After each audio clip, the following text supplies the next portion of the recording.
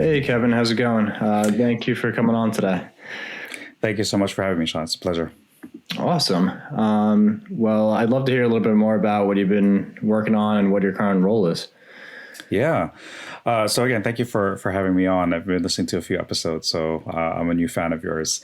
But currently, I'm the senior director of product management at Dollar Shave Club, and overseeing the design development of our main website, dollarshaveclub.com. Currently actively working on ramping up our growth team. So as you can imagine, a lot of companies are, hiring growth product managers. I mean, when you see on LinkedIn, so a lot of my efforts lately has just been ramping up that team, getting it stood up, as well as conducting a lot of A/B tests. So keeping very busy lately. Nice. I guess specifically, what do you consider growth product management? Yeah, it's a great question. What I'm finding is that you do need to define those things specifically, right? So for Dollar Shave Club, because we are well established, right? We've been in the business for 10 years now. Growth to us means two things. One, because we've moved into an omni-channel environment. So we started selling our products at Walmart in the end of 2020, Q4 2020, losing track of time here a little bit. And then we've expanded, to our products in other retailers like Target and other pharmacies through all of 2021. So moving into that from a subscription base to an omni-channel base, has been a positive challenge for Dollar Shave Club. So growth in that respect is really about how do we attract the new customer who just wants to come buy some razor products and some shampoo and then come back to us in a few months, not having to subscribe, right? So making sure we can not only adjust our site to be less of a subscription and more of a retail base, but also changing that mindset eternally. And then on the back end, we do know that we have a lot of customers who've been with us for a while. So, churn is an issue for any company that has subscriptions. So the other side of the coin is for that particular growth team to sort of reduce that churn. Got it. That makes sense. Are those separate teams that are dealing with the different, I guess, distribution methods, whether it's D2C or in retail? Yeah, it's one team from a digital perspective. So we do have separate teams internally within Dollar Shave. We have our D2C team, and then we have a retail team. Obviously, the mindset and skills involved are a little bit different. But as far as handling the growth aspect and the churn aspect for the website, it's just one team. Got it. That makes sense. And it seems like you've been doing this for a fair amount of other companies in your past as well. They're really similar kind of footprints. I guess, can you tell me a little bit more about your experience or previous companies? Yeah, happy to. I've been extremely fortunate to have worked with companies like Zappos and Target, and then now Dollar Shave Club. When I joined Zappos, this was back in 2011 now. It's been a while. I was product manager number 4, I think it was. And that was, responsible for all of Zappos.com. And that was a pretty big responsibility. So I knew, pretty soon that I had to hire people smarter and stronger than me. And, to grow the team and to help sustain the growth of the company. So I spent nearly 3 years there, working on Zappos.com, and had a wonderful time. The culture, you probably heard a lot of stories about the culture. It's all true, right? Everything is all true there. And you really do become part of the Zappos family. Like in the 10 years since I've joined, we still keep in touch. We celebrate, our weddings and births and, graduations and all these things. So it really was a wonderful place. And then I joined Target. So I went from hot, dry Las Vegas, Nevada to cold and snowy Minnesota. And having been born and raised in Hawaii, I never even saw snow, so I was afraid to touch it for the first time. But there I was a lead product owner for Discovery on Target.com, as well as some other products, and really enjoyed my time there working at such a large scale, right? And like Zappos was great and from an online perspective, from a social perspective, but Target had such brand love and such scale with so many stores that I really got to see a different side of e-commerce, and now here I am, at Dollar Shave Club, which is a nice sized company, and we moving from subscription to omni-channel that I talked about, so having a lot of fun along the way. Great. I mean, it seems like you've had best of both worlds in terms of some smaller organizations through like Target, which is pretty massive. How's like the landscape internally? Has that been different in terms of like, I guess how quickly you can get certain new features out, or like how much pull you have for an idea or for a product? Like how does that generally work in terms of the different company sizes? Yeah. Oh my gosh, we could probably spend the next hour talking about that. But yeah, with Zappos, at the time, this was a few years after the Amazon acquisition, but they were still completely independent. So a lot of the tech stack at Zappos was homebrew. It was built from the ground up. So we had obviously much more control over our releases and our ability to push code live. So things moved a lot faster at Zappos. At Target, you can imagine, right? It's a lot bigger entity. And the ability to push code wasn't so much of the issue. It was that sort of internal stakeholder management that I wouldn't want to say was a roadblock, but you understood why. You had to check with the site merchandising team. You understood why you had to check with legal and the buyers, for clothing or accessories and that sort of thing. So the development time wasn't all that much longer, but managing those stakeholders, did extend the development. I would say the pre-development, when you're coming up with sketches and wireframes and ideas, having to sort of socialize and get buy-in from all these different stakeholders was critically important. Yeah, that makes sense. I can really imagine. It's definitely different when you have so many more players in the mix that need to help you make decisions.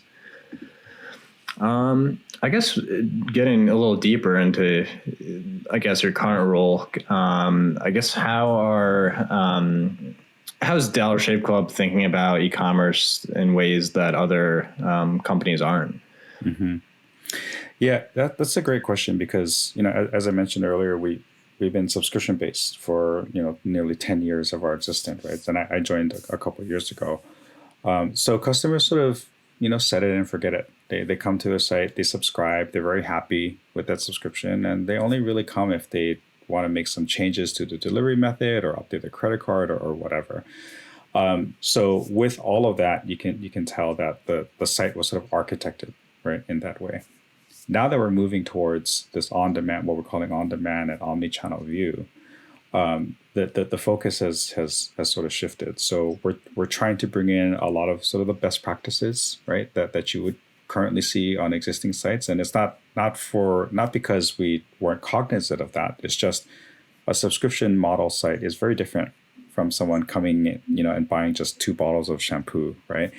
So spending a lot of last year trying to build those fundamentals.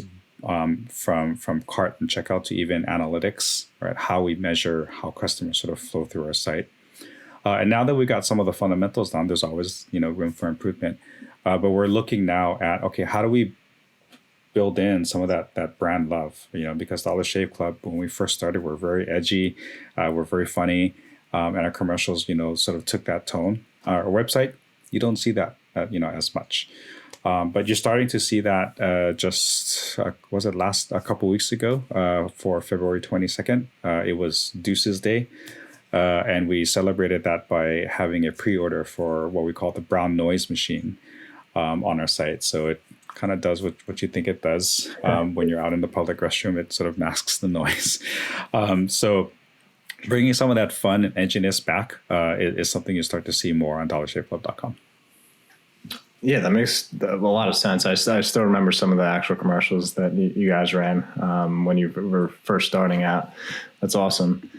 Very cool. Do you guys do anything like special during the holidays? Is there any like specific, like I know because you were traditionally subscription based, does that change much? You see a spike there in terms of people gifting? And I'd love to hear more about what's happening now that you're selling in retail.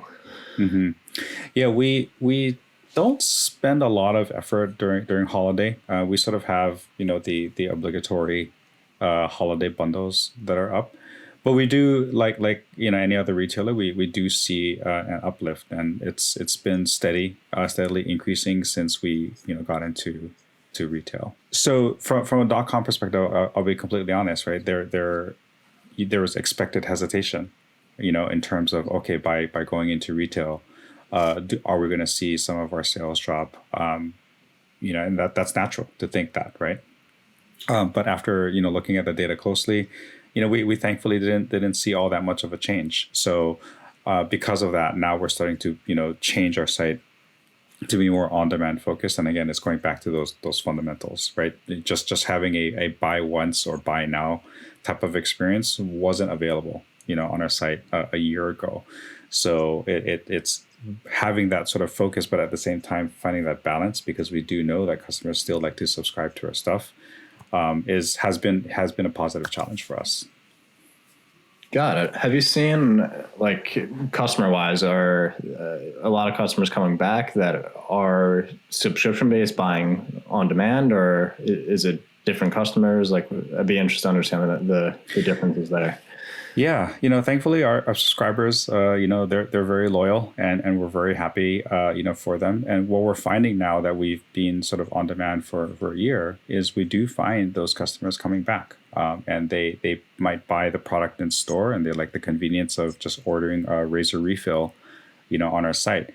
They may not be subscribing, but they're coming back, and so to us that's a good thing.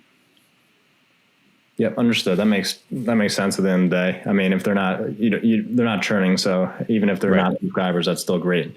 Yeah. Any other trends that you're seeing that companies should be following that are in the e-commerce space? Yeah, I definitely think it's a trend, but also a challenge, right? Is that personalization. I gave a talk recently. I was on a panel interview with Microsoft, and we're both talking about the same thing, how the current landscape, with data privacy and, cookie tracking and all of these things, right, has made it much more difficult for advertisers, for companies, for podcasts and anyone to target customers. But we also know that customers want that kind of personalization, when they come to our site. And unless you're Amazon, where customers come multiple times a month or even a week, getting that level of personalization is hard. So that's I think I'm starting to see some of that coming up on the e-commerce space, and something that we're obviously looking into, but also too it's difficult to manage, right, with all of these new changes in customer tracking and privacy. So what we're trying to do is leverage content. We have some amazing content that a lot of people don't know about. Like a good example is with masks and glasses. Glasses tend to fog up with masks, but if you put shaving cream on your glasses before you put on your mask, then it reduces the fog from happening in your. But not a lot of people know that, right? So but we have that content available on our site. Some of it is quirky, some of it is fun, but some of it is useful. So what we're looking at next is how do we start to weave some of the content into our site.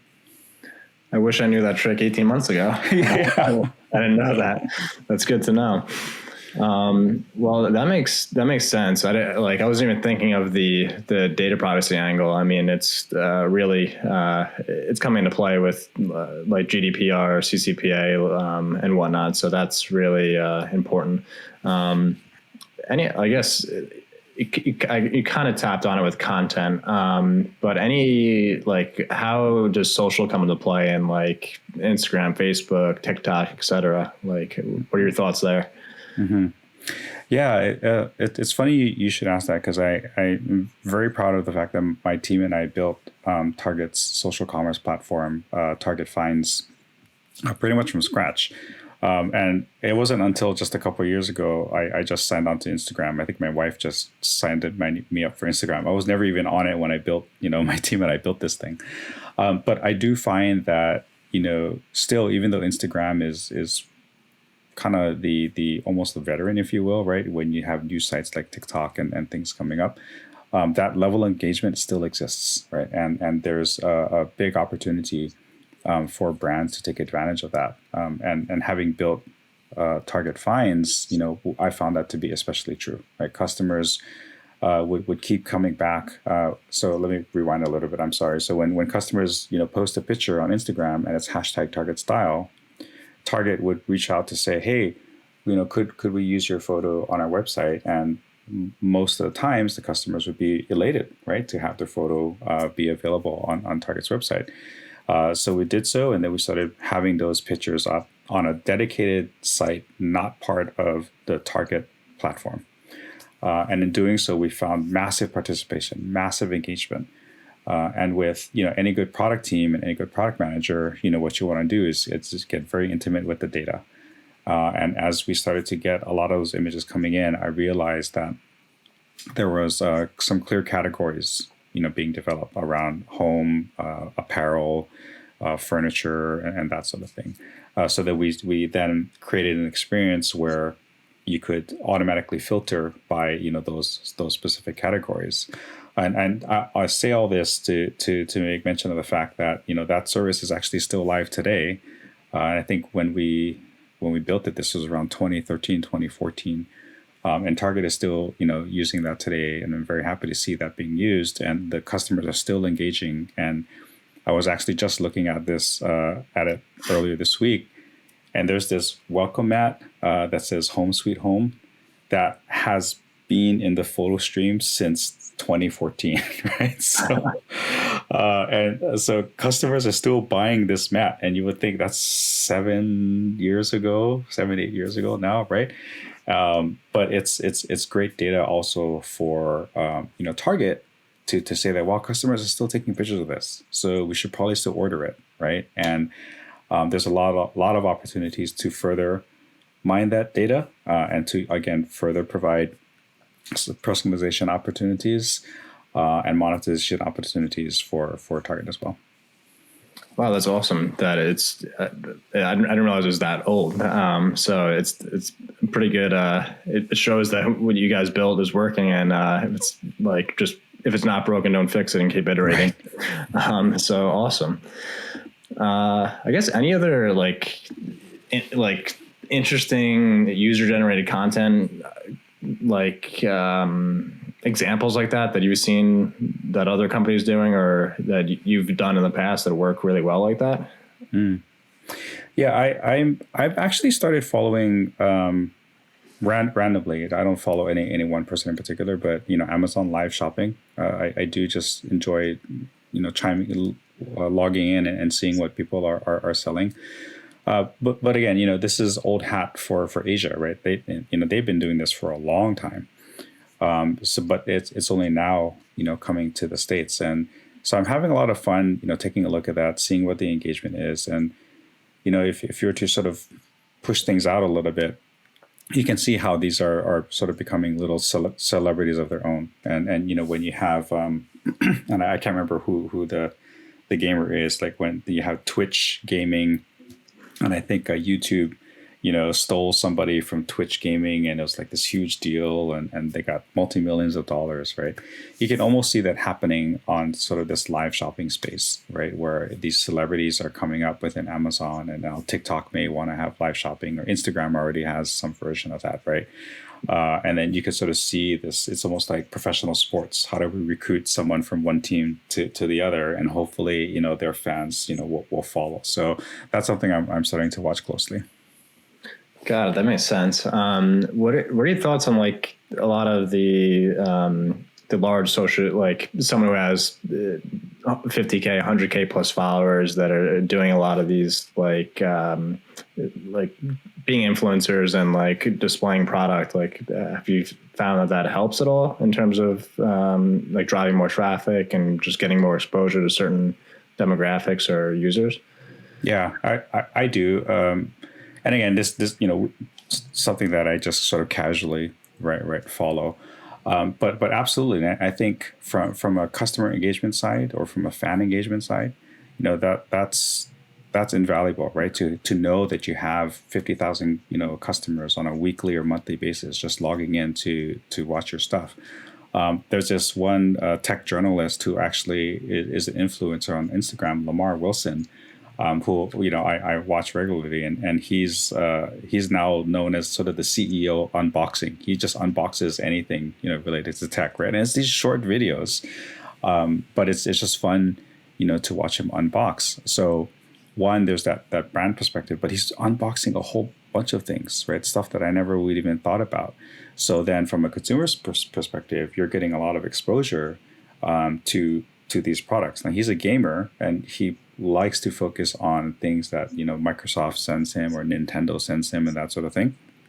But he also unboxes all kinds of other random things. So I definitely think there's something there. And for influencers like that, I think it might be hard for like a company, to sort of sponsor him because he's unboxing so many different things.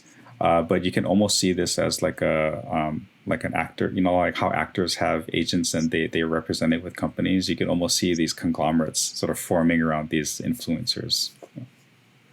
Yeah, I definitely understand that. It kind of gets me thinking about the Sprint guy a little bit, where he's almost the face of Sprint, or was, and now I think he hopped to, I think it's T-Mobile or Verizon, I can't remember, but I know he's went to another cellular company. If you had to go backwards in time, what would you give your kind of younger self in terms of like advice in the product landscape, whether it's e-commerce or just product management in general? Wow. If I could go back last week, I would tell myself something different. But I would say sort of all things in time. As exciting. I know there were some things like I did at Zappos and I did at Target that I was really pushing for, that I wanted to get out the door faster and I was really excited about. But sometimes, and especially, as you work at larger organizations, things just do take time, right? No matter how fast you want to push, there are people that you need to talk to. There are stakeholders you need to get involved. And even though that may not manifest externally, like, product managers are good at compartmentalizing things, right?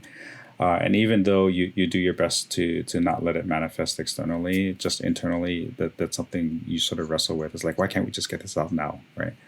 But realize that some things you just have to let it. It's like a slow cooker. You just got to let it cook, and it'll be done. Don't worry. And when it does, it'll be great. Yeah, understood. That resonates with me, especially when working on with companies small to large. There's just definitely different turnaround times depending on what is being worked on. So understand there for sure. I guess anything else you want to discuss in terms of just like any product thing, like specific product things that you want to kind of bring up that relates to what we've been talking about? I'm fascinated by, and I would love to get your thoughts on this too. Given the company you run and everything, just the philosophy of product management. I'd love to hear sort of your thoughts on building a product and any sort of philosophies you live by. Definitely. From my end, I'm traditionally more on the technical side of the product, but I always like to look at it and try to figure out, like, in reverse engineer, like, how did company ABC do that, and how can we like replicate what they're doing in some way to make, whether we're doing something similar or in the same industry, like how are they doing that? What are they doing good? What are they not doing well in terms of whether it's how it was built or the UX of it or the design. How can we take something that's working and make it better? So I always look at it from that angle, and I think a lot of that's like doing a lot of upfront strategy there. So like competitor analysis, comparative analysis, looking at features that are similar, whether it's in the same industry or different industry, and figure out how we can make this work. And then I always love the implementation side. So like it always goes into the build versus buy type mentality and conversation, where if we're trying to implement a feature, should we build this? Should we buy it? What's going to be the most efficient long term? Who's going to be maintaining it? Things of that nature we got to always think about. So there's a lot of different areas I just touched on, but there's a lot of different things that you have to think about. So I would say that's really where my head goes whenever it talks about a product. Yeah, that's great. I think it's complementary to my style. I've been accused, rightfully so, in the past of not putting enough detail in my Jira tickets. Like a lot of times I'll just have like one-liners, or I remember a lot of times at Zappos, I would just turn around, talk to my developer, say, hey, what if we did this? And I drew it on a post-it. It's like, yeah, we can do it. It's like, okay, I'll create a placeholder ticket. And I said, per post-it, like, let's build this kind of thing. And I'm less about implementation, right? That's, to me, that's the least fun part about it. And I would leave that to the engineering leads to make that magic happen. And I'm more about curiosity. I always, challenge my product team to bring me something that's not in e-commerce or not in shaving, right? Bring me something from entertainment or, from social media side or travel or whatever. Bring me that, and let's see how we could make that product or service into something, that we can use on our site. And then one of my product managers, he writes these beautiful like requirements documents. I was like, oh my God, I wouldn't have the patience, to do that. So it's interesting to hear our different approaches. Definitely. I'm like you though when it comes to writing specs. I'm not as detailed as it should be sometimes, and a lot of it's just like I don't love doing it either. But it's kind of, you have to do it to get everything done right. Unless you can kind of turn around and tap someone on the shoulder. That actually brings up a good point. How has like COVID affected what you guys have been doing in terms of like working, like now that you can't tap somebody on the shoulder in some cases, or what you weren't able to if you're back in the office now? What was that like for, I guess, working wise, as well as like for how you guys were selling? Mm-hmm. Yeah, working wise, it's been interesting because I actually onboarded completely remotely. So I haven't met, my team in person. And I found that to be not as challenging as I thought. And I think a lot has to do with the culture at Dollar Shave Club. It's the closest I've been, I've seen since Zappos in terms of, living off of core values and building things together. So if there's any one takeaway from all of this, and especially as we go hybrid, now is keeping that culture in mind, and people are in different stages in their life. There's a lot of things going on in the world, and being as accommodating. Let's not forget, how accommodating we were before as we go back into this hybrid mode, and that accommodation goes into how we operate internally as a team as well. So what I found lately to work is, just carving out time for the product team to just be available for each other, right? You don't have to, jump on the Zoom call, but just everybody block out so many hours in the morning so that if you do need to tap somebody on the shoulder, air quotes, right? You just slack them and you jump into a huddle. And if everybody knows that the hours of 9 to 12 is protected product time for people to just tap someone on the shoulder, no other meetings, right? Just dedicated, focused product time, I've actually finding that to work out pretty well. Wow, that's great. It makes a lot of sense where you guys can just set that time aside. I think that it's pretty key to, keep your guys out of meetings all day, which I've seen some companies kind of fall into during this time, just because you can't tap somebody on the shoulder, but finding a way to do it where it's a bit more productive is great. Yeah, I would say from my end, it's been definitely a bit of a change. A lot of our developers have been remote, like always. So it's not too much of a shift there. But in terms of like collaboration between like UX, UI, and like the designers and strategy, that's definitely it was new, but it seemed at this point everybody really like has embraced working remote, and I think a lot of the tooling has changed where like you have like Slack, you said huddles, you have Figma and whatnot where you can all be in the same file and working remotely and see each other's like cursor, where traditionally in the past you didn't have some of these tools where like when everybody's using like Photoshop and whatnot and the Adobe suite, But some of these newer tools are more robust where you can do a lot of these things. So I think it's just, we've kind of fast forwarded, in my opinion, what was coming anyway in terms of this remote / hybrid workforce and culture. But the other point you brought up was the actual culture itself.